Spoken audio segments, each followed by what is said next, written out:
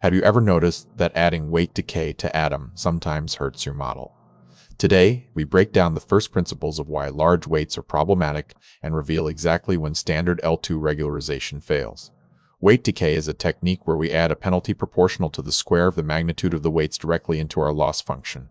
This mathematical approach forces the model to keep its parameters small to avoid overfitting. When we use standard gradient descent, adding an L2 penalty is mathematically identical to applying weight decay during the parameter update step. The extra term simply shrinks the weights by a small factor every time they are updated. However, this equivalence breaks completely with adaptive optimizers like Adam. Because these algorithms scale gradients based on historical variance, the L2 penalty no longer results in a simple multiplicative decay of the weights during updates. To fix this mismatch, we must implement weight decay by multiplying the updated parameters directly, rather than just adding a penalty to the loss.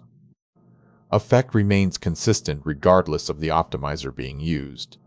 Using substantial weight decay systematically reduces the model's sensitivity to noise and outliers and high cardinality sparse vectors.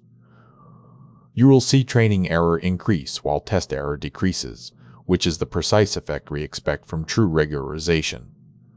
By controlling the norm of the trained model, we improve generalization significantly. This distinction is crucial for achieving robust performance in modern deep learning frameworks like PyTorch and TensorFlow. Understanding the difference between L2 regularization and true weight decay is essential for building better models. Which optimizer are you using right now?